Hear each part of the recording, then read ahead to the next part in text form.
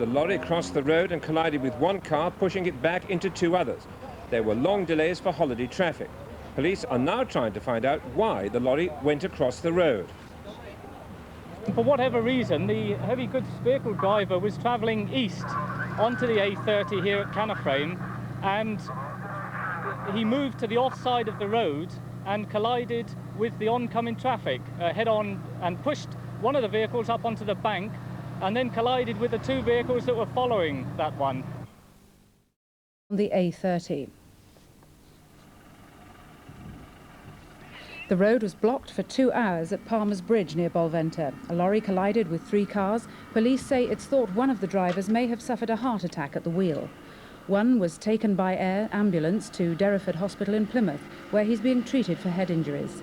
A number of other people were taken to hospital, but no details of their injuries have yet been released. More than 3 hours. And a lorry driver and several holidaymakers were injured in an accident near Jamaica Inn on the A30 in Cornwall. A lorry crossed into the path of an oncoming car, throwing it up onto a bank. 2 other cars were damaged. The lorry driver was airlifted to hospital in Plymouth.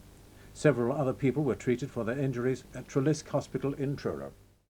By the fire which gutted around 6 classrooms. More than 60 firemen were involved in tackling the blaze, which investigators believe was started deliberately. The fire raisers first turned on gas taps in a laboratory before starting the blaze. Firemen risked their lives to battle their way through the flames to turn off the gas and prevent a major explosion.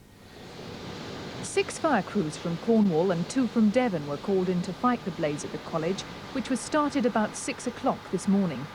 The block, which was completely gutted, housed geography, domestic science, needlework and history rooms. There was also smoke damage to the 6th form common room and water damage to the special needs classroom. It took 60 firemen over 2 hours to bring the blaze under control. Well, it's quite severe to this block. The type of school is designed in blocks which have got glass-linked walkways between them. Luckily, this is an advantage to us because we can contain it within the block. But you see, the 2-storey block behind me is very severely damaged by fire. Forensic experts have been on the scene gathering evidence, and the county architect has been assessing the cost of the damage, which could total up to £500,000. Police have now no doubt as to what they're dealing with. Well, we are certainly treating this fire as a deliberate arson. There's evidence that several classrooms were ransacked prior to the fire actually starting. We've got a main seat of fire in the domestic block, which is, as you know, has completely devastated that part of the building. There are other seats of fire in different parts of the building, indicating that someone has deliberately set about to destroy this building. The 1,000 pupils at the school only broke up last Friday. Teachers who arrived on the scene today to survey the damage have been very upset. Well, yes, I mean, I'm a historian as well as a housemaster, and it's very sad to think that we've lost our stock of books and we're going to have to start restocking as soon as we get back in September, because that means there's going to be a delay, and it is distressing to go in and have a look at the damage that's been caused there.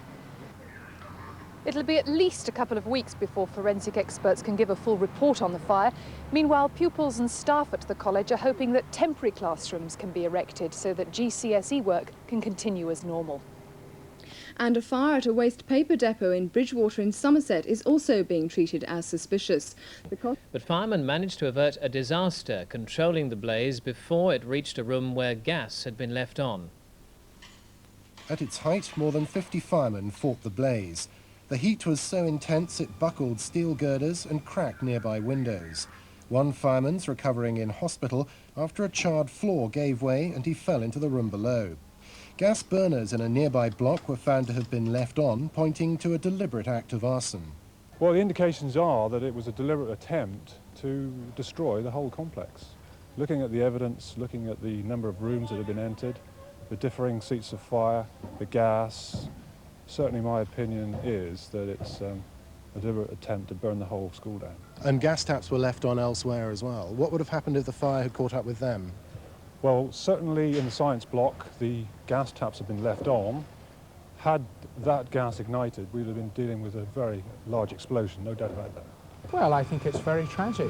This is a very happy school. It's very much part of the community, and I think everyone in Launceston will feel as devastated as I do.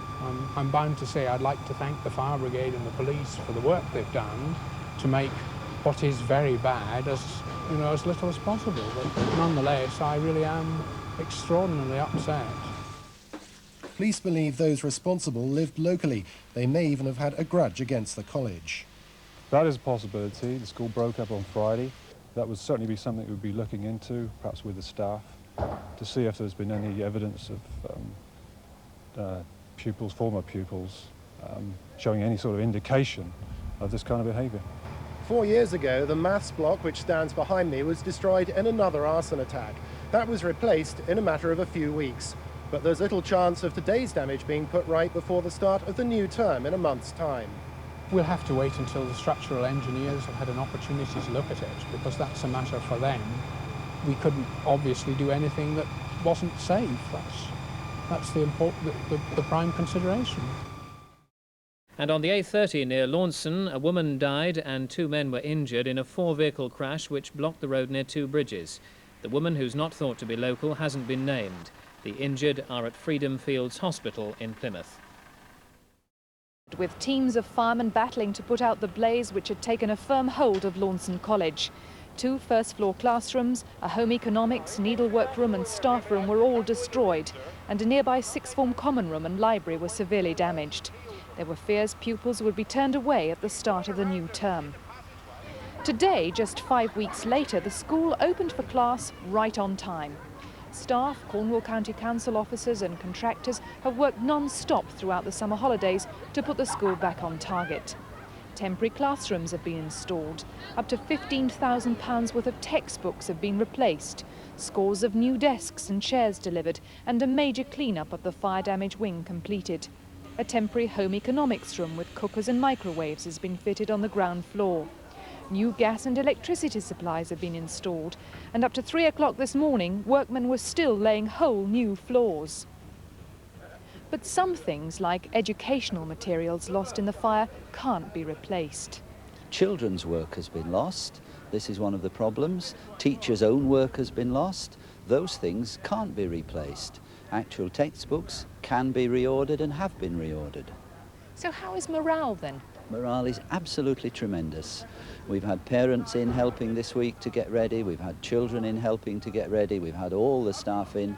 Morale is tremendous, and that's what will pull us through. In the meantime, it's back to business? It's back to business. The school is in full swing. Lessons have begun, and everything will be normal. Welcome back, everybody. Business as usual amongst the cardboard boxes. Plans are being drawn up for a new classroom wing to replace what the blaze destroyed, but it'll be at least a year before that'll be ready.